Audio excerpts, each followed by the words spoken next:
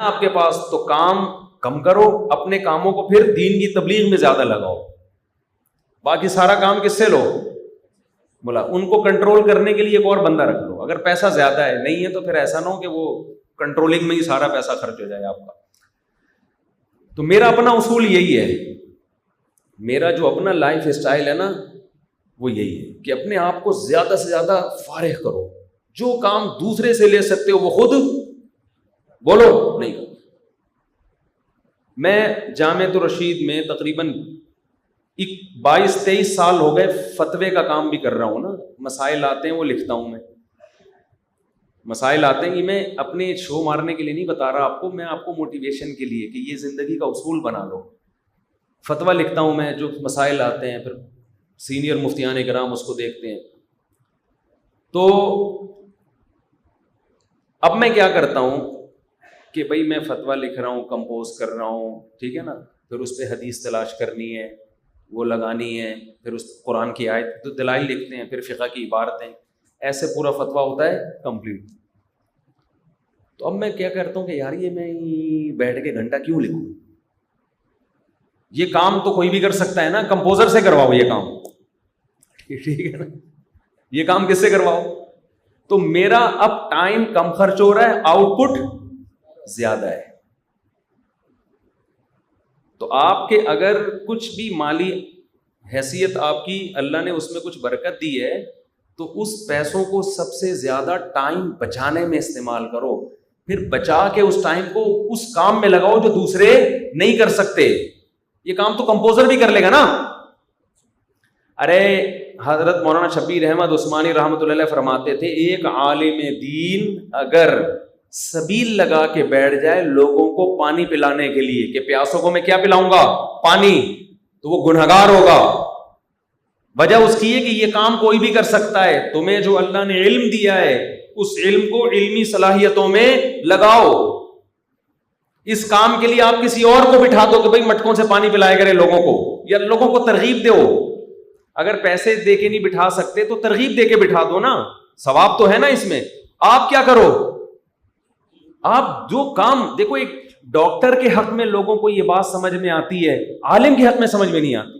ایک doctor clinic بند کر کے اے او کلینک کا کوئی ہڈیوں کا اسپیشلسٹ ہو جس کا کام ہے ہڈی جوڑنا، اس سے بڑا ایکسپرٹ کوئی نہیں ہو، وہ کیا کرے؟ سبیلے لگا کے بیٹھ جائے، لوگ کہیں گے بھائی وہاں ہڈی ٹوٹے ہوئے لوگ پڑے ہوئے، بھائی یہ تو ان کو جا کے جوڑ دے، یہ پانی میں پلا دوں گا۔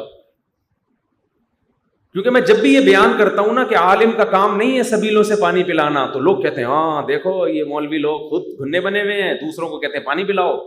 بھائی آپ کے پاس علم ہے تو آپ اس سے اونچا کام کرو نا۔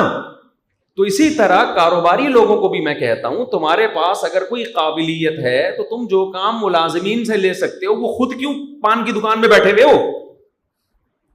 سمجھ رہے ہو؟ لیکن کنجوسی، پیسہ کہیں بھی خرچ نہ ہو، یہ کنجوسی ہے۔ اس پیسہ خرچ کرنے کا فائدہ ہوتا ہے درجنوں لوگوں کو آپ کی وجہ سے ملازمت مل جاتی ہے، ان کا بھی بیچاروں کا پیٹ بھرتا ہے۔ میں ایک بڑے جنرل اسٹور گیا شاپنگ کے لیے فرسٹ ٹائم 4-5 سال پہلے، 3 گھر تھے نا، تو کسی نے کہا کہ آپ جو محلے کی راشن سے دکان لیتے ہو، دکان سے راشن لیتے ہو، تو آپ جاؤ بڑے اسٹور پہ ہول سیل کے حساب سے ملے گا، آپ کی اتنی بچت ہوگی اور پورے مہینے کا راشن آ جائے گا ایک ہی دفعہ، بچت بھی دبا کے ہوگی۔ سمجھ رہے ہیں؟ میں چلا گیا، میں نے کہا چلو یار، لوگ ساری دنیا ہی مجھے پاگل کہہ رہی ہے کہ مفتی صاحب 3 گھروں کا راشن ایک چھوٹی سی دکان سے آ رہا ہے تو اس کی ریٹ بھی زیادہ ہے اور ٹینشن بھی زیادہ ہے، تو کیوں نہ آپ پیسہ بچاؤ بھائی، کیا خیال ہے؟ بڑے اسٹور سے لو۔ آپ دیکھا ہوگا بڑے بڑے اسٹوروں پہ کتنا رش ہوتا ہے، ہم بھی نکل لیے 2 تاریخ یا 3 تاریخ کو، ایک دوست کو لیا، ہم نے کہا چلو بھائی، اب ہم وہ ٹرالی لے کے گھوم رہے ہیں، اور بھائی یہ والا شیمپو کہاں ہے؟ وہ ادھر رکھا ہوا ہے، وہاں جا رہے ہیں شیمپو لینے کے لیے، یوں کر کے دیکھ رہے ہیں کون سا والا شیمپو گھر والوں نے لکھا ہوا ہے، چل بھائی یہ شیمپو بھی ہے، وہ بندے سے پوچھنا پڑتا ہے نا، پہلے تو بندہ ہی کون ہے پہلے تو وہ تلاش کرو، کس سے پوچھیں؟ تو وہ وہاں رکھا ہوا ہے، ادھر جا کے وہاں سے ادھر جا کے 1.5 گھنٹہ ہمارا برباد ہو گیا۔ پھر ہم عجیب سے نا 1.5-2 گھنٹے تو گئے تیل لینے، اس کے بعد ہم نکلے, وہ گرم مسالہ وہاں سے لینا ہے, تو چٹنی مسالہ وہاں سے لینا ہے, تو زیرہ وہاں سے لینا ہے, تو فلانا. بھائی وہ پاگل ہو کے میں نکلا نا وہاں سے. اس کے بعد میں نے اس بندے کے ذمے لگایا کہ یار کیلکولیشن کر بچت کتنی ہوئی ہے, 3 گھروں کا سودا لیا ہے, تو ذرا کیلکولیشن کر کے, کیلکولیشن اور کیلکولیٹر کو پتہ ہی ہوگا, ذرا بتا یار. تو پتہ نہیں کتنی بچت ہوئی تھی, 1000 روپے کی, 1500 کی, 2000 کی. میں نے کہا یار یہ بیچارہ غریب جو دکان کھول کے بیٹھا ہوا ہے, چھوٹا سا کھوکھا, یہ اس کا حق نہیں ہے کہ 1000 اس کو دے دو؟ کیا خیال ہے؟ نہیں ہے یہ بات میرا خیال ہے. میں نے کہا یہ اس بیچارہ یہ کہ پاگل ہے یہ کہ چوری کرے گا, یہ ڈاکے ڈالے گا. سارے ان بڑے بڑے اسٹوروں میں گھسیں گے, اور یہ جو بڑے بڑے اسٹورز ہوتے ہیں ان کی کون سی اپنی حق حلال کی کمائی ہوتی ہے باپ دادا سے؟ یہ تو بینکوں سے کروڑوں روپے قرضہ لے کے سود پہ انہوں نے بڑے بڑے اسٹور کھولے ہوئے ہوتے ہیں. جو محلے میں بیٹھا ہوا ہے نا دکان کھول کے, اس نے خون پسینہ اس کے باپ دادا سے جو وراثت ملی اور اپنا خون پسینہ مل کے آج اس نے ایک چھوٹا سا جنرل اسٹور بنایا ہوتا ہے. اس کو بینک تو قرضہ دے گا ہی نہیں کہ تیرے پاس ہے کیا. اور بڑے بڑے اسٹورز کیا کرتے ہیں, اربوں روپے کروڑوں روپے کا سود پہ قرضہ لیا, حرام قرضہ, بڑے بڑے اسٹور بنا لیے. یہ پیسے کی تقسیم یہ نیچرل نہیں ہے. تبھی تو مالدار مالدار سے مالدار اور غریب غریب سے غریب تر ہوتا ہے, اسی سودی نظام کی وجہ سے. حلال حرام کی بات نہیں ہے, بڑے بڑے اسٹور سے آپ شاپنگ کر سکتے ہیں, لیکن ہماری غیرت, میری تو کم از کم نہیں برداشت کرتی کہ یار وہ 1000 آدمی محلے کے اس دکاندار کو پکڑا دے. تو ہمیں تو اتنی آسانی ہے, ہم تو نہ جا کے شیمپو تلاش کر رہے ہوتے ہیں دکان پہ, جنرل اسٹور والے کے بولتے ہیں بھائی یہ پرچی ہے سودے کی. میرا وصول یہی ہے, 3 گھروں کی پرچیاں بھجوا دیتا ہوں, بلکہ اب تو واٹس ایپ کر دیتا ہوں دکان والے کو, وہ تمیز سے خود ہی ٹینشن لیتا ہے, سمجھ رہے ہیں نا, خود ایک ایک چیز تلاش کرے گا اور گھر پہنچا دے گا راشن. چل بھائی, تو اس میں اگر آپ کے 1000 1500 زیادہ چلے گئے تو کون سی قیام, پیسہ 1000 روپے میں آپ کے 2 گھنٹے اگر بچ گئے تو ٹائم بھی تو ایک قیمتی چیز ہے. نہیں یہی بات سمجھ میں, آپ کہہ رہے ہو پیسہ قیمتی چیز ہے, تو کیا ٹائم قیمتی نہیں ہے؟ پیسہ خدا کی قسم 100 بار جا کے واپس آ سکتا ہے. آپ کا جو ٹائم جنرل اسٹور میں 2 گھنٹے کسی بڑے شاپنگ مال میں گزر گئے, قیامت آ جائے گی, ایڑیاں رگڑو گی, یہ 2 گھنٹے آپ کو واپس نہیں ملیں گے. اور یہ کسی کھاتے میں نہیں ہے, کوئی ثواب میں نہیں آ رہی ہے. اس 2 گھنٹے میں آدمی کیا کچھ نہیں کر سکتا. اور بدنظری الگ, ہم تو 3 ہو گئی ہماری اللہ, لیکن جو کمارے چھڑے چھاٹ ہیں, میں جس کو لے کر گیا تھا اس کی 1 تھی. اب وہ باہر نکل کے کہہ رہا ہے یار میں تو عجیب, اتنی انٹیاں گھوم رہی ہیں یہاں پہ اور اتنے عجیب فیشنیبل خواتین ہیں. میں نے کہا تم ہی لے کر آئے ہو ہمیں, ہمارا تو کوئی موڈ. اور ٹینشن میں وہ بیچارہ دیندار تھا, تو دیندار ہی کو ٹینشن ہوتی ہے نا, دنیا دار آدمی کو کیا ٹینشن ہو گا. وہ چلو کہہ رہا 2000 میں کوئی اتنا گھٹیا سو, اگر 2000 بھی بچ گئے, 2000 بھی بچ گئے اور ناشتہ بھی ہو گیا تو اس کے تو مزے ہیں. اور بہت سے لوگ جاتے ہی اس چکر میں ہیں انٹیاں دیکھنے کے لیے. وہ کہتے ہیں شیمپو کون خریدنے جا رہا ہے, شیمپو کون خریدنے جا رہا ہے, رونقیں لگی ہوئی ہے. خیر وہ زیادہ میں ان چیزوں میں نہیں جاتا.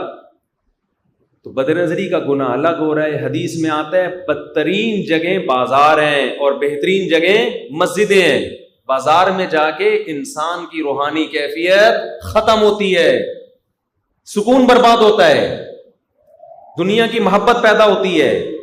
بازار جائیں ضرورت کے لیے, اس سے انسان کی روحانی کیفیت ختم ہوتی ہے, دنیا کی محبت پیدا ہوتی ہے. جب آپ مارکیٹوں میں جاؤ گے آپ دیکھو کہ دولت پیسہ اور لوگ خرید, جو مالدار لوگ ہیں وہ کیا کیا خرید, غریب آدمی تو وہاں کہے کہ یار میری بیگم نے مسور کی دال لکھی ہوئی ہے اور یہ دیکھو کیا کیا لے کے جا رہا ہے یہاں پہ. دنیا کی محبت. تبھی جب بڑے بڑے شاپنگ مالز میں جایا کرو تو واپسی پہ قبرستان کا چکر لگاتے ہوئے آیا کرو. تھوڑا سا وہاں سے ٹن مارا. یہ ہمارے یہاں تو اللہ کا شکر ہے جتنے بھی شاپنگ مال ہیں بیچ میں قبرستان سب کے پڑتے ہیں الحمدللہ. ادھر جاؤ ادھر قبرستان, ادھر جاؤ ادھر قبرستان. تو واپسی پہ قبرستان دیکھا کرو کہ یہ بھی بڑے بڑے جنرل اسٹور سے شاپنگ کیا, بلکہ بہت سو کے تو اپنے اسٹورز تھے. ایسا لیٹے ہیں نا قبر میں جا کے کہ پاکستان کی پولیس بھی ان کو نہیں اٹھا سکی.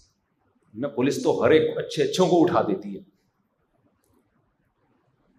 تو میں کوئی فتویٰ نہیں دے رہا کہ آپ جنرل اسٹور بڑے بڑے اسٹور سے شاپنگ کو حرام نہیں کہہ رہا، جائز ہے، کوئی گناہ نہیں ہے، اگر آپ 1000 روپے بچا لو مجھے کوئی تکلیف نہیں ہے، لیکن میں مشورہ یہ دے رہا ہوں کہ ٹائم بچانے کو زیادہ فوکس کرو. ہمارے شیخ حضرت مفتی رشید احمد صاحب رحمہ اللہ کے پاس ایک جھگڑا آیا 2 آدمیوں کا، کچھ چند ہزار کا جھگڑا تھا نا، حضرت کو انہوں نے بنا دیا ثالث کہ آپ فیصلہ کریں. اب حضرت نے جب ان کا دیکھا تو حضرت کو لگا اس میں ٹائم بہت لگے گا، اور حضرت درمیان میں ثالث بن بھی چکے تھے. تو جس نے دعویٰ کیا تھا نا اس نے میرے اتنے 1000 دینے، حضرت نے کہا تو یہ مجھ سے لے لے، میری بھی جان چھوڑ دے اور اس کی بھی جان چھوڑ دے. سمجھ رہے؟ وہ حیران ہو رہا کہ میں اس سے لے رہا ہوں آپ دے رہا ہوں. نے کہا بھائی میری نظر میں جتنے پیسے کا تو مطالبہ کر رہا ہے نا، ٹائم کی ویلیو ان پیسوں سے زیادہ ہے. تو خاندانی لوگوں تو ایسے ہی ہوتے ہیں بھائی کہ ٹائم اور پیسوں میں سے وہ کس کو ترجیح دیتے ہیں؟